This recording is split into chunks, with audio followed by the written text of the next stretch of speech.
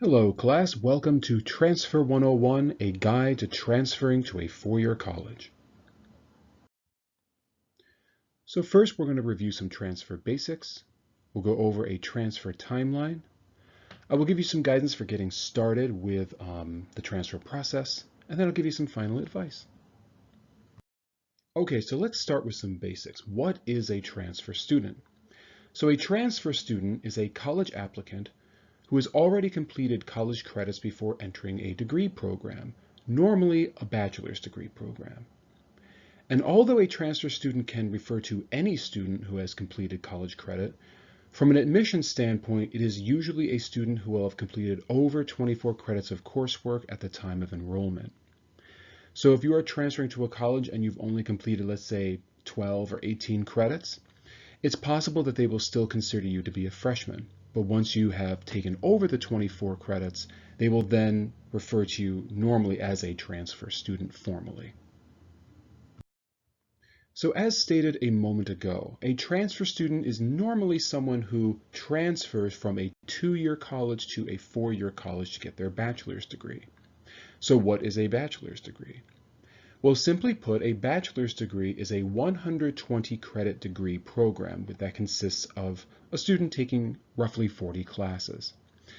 And those 120 credits are divided into four major categories generally. That is 36 credits normally go toward a major, but there could be more credits depending upon your program, hence the asterisk.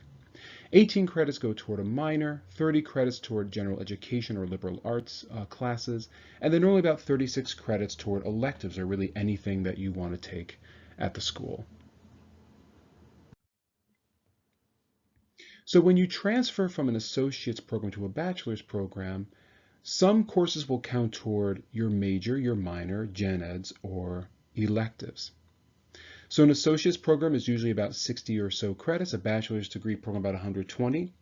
So hopefully you'll have all 60 or more of your credits transfer, and when they do, they will be divided into usually those four different areas. So now that we have an understanding of some of the basics, let's play a little game. We're going to call it transfer true or false. All right, are you ready? Let's go.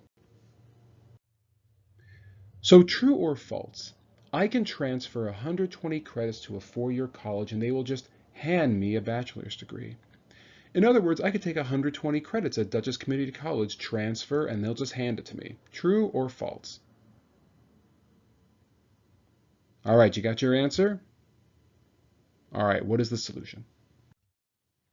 Well, the answer is false. Okay, why? Well, one, there is normally a transfer credit limit, and it's usually between 60 to 90 credits depending upon the school.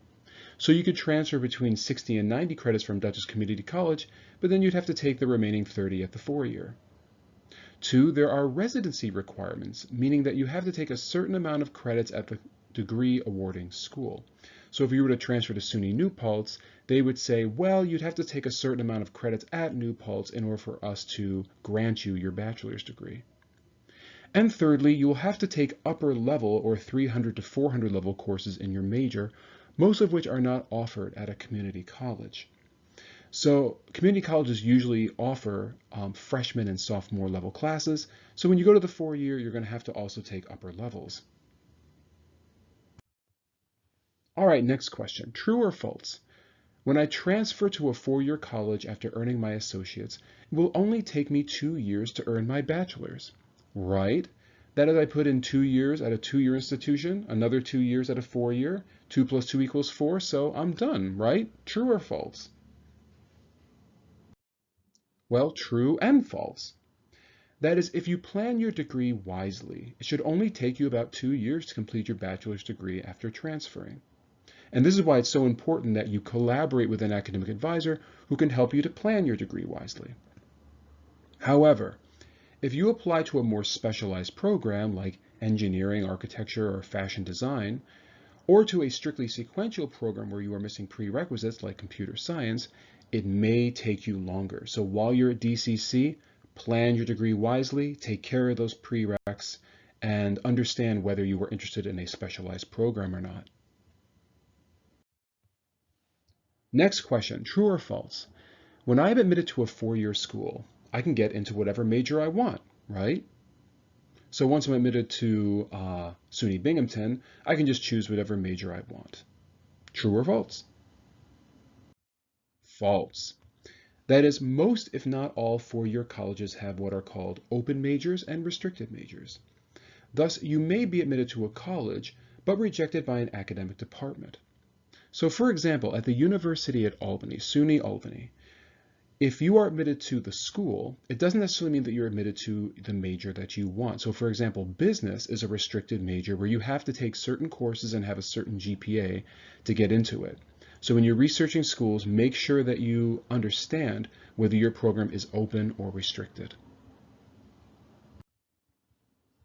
And last question, true or false? Just like a high school senior applying for freshman admission, I have to get in my application materials by December for admission to a four-year school.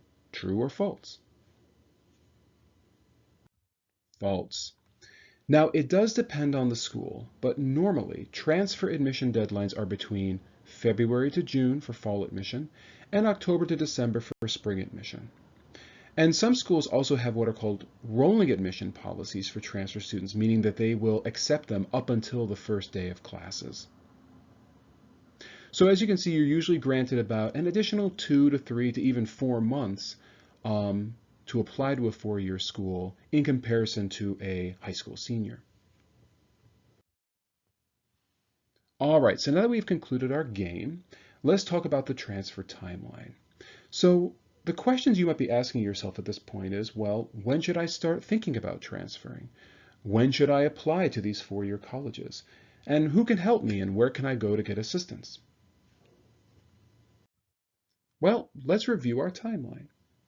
So to begin, it is never too early to think about transfer, but normally students start thinking about it in their second year at DCC, as is shown here on the diagram.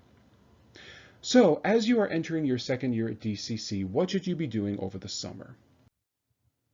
Well, at the conclusion of your first year and into your summer preceding your sophomore year, you should be doing research. So again, going online, looking at schools, going to the SUNY transfer website if you're interested in a SUNY school.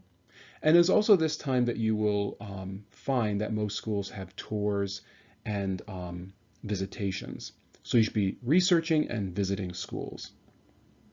And keep in mind that the ACT Center, the Academic Career and Transfer Center, is open over the summer, so you can speak to an academic advisor in the summer months. Now, when you return to DCC in the fall of your sophomore year, the first thing that you should do in the month of September is to meet with an academic advisor to discuss the 3 to 5 top schools that you're thinking of applying to that you researched over the summer. And in that meeting, you should also plan your spring transfer coursework to make sure that the classes that you are in the fall and the ones that you'll be taking in the spring will transfer to the college that you want to go to. And is also in the fall that you should register for those spring classes and maintain contact with your advisor, because it is with your advisor that you can continue to do more research and make sure that you're on the right path before you actually go to the school. And in the fall is when you will find that DCC has transfer fairs that usually occur in November. The ACT Center also has special services like the Advisor in Residency program, where you can speak to transfer admission counselors at many different institutions, primarily usually in New York State. Now, after the conclusion of the fall semester, what should you do during the winter time? Well, some colleges require you to have personal statements and essays, so it might be a good idea to work on those in the winter and then go over them with a writing tutor or your academic advisor in the spring. And it's also in the winter that you will find that there are tours and information sessions that are offered by four-year colleges. And lastly, as you approach the spring semester of your sophomore year, in February, if you are going to be graduating from DCC, you should fill out a grad application and meet again with your advisor just to follow up with them in terms of what you're doing for your transfer plans. In March or April, you should be completing your admission applications online and sending in your initial academic transcript from DCC. And in May, you should be getting your admission decisions and declaring some kind of acceptance, as well as putting in your housing and tuition deposit at the four-year college. So again, that gives us just a snapshot of what a transfer timeline looks like. And again, everyone's particular case is different.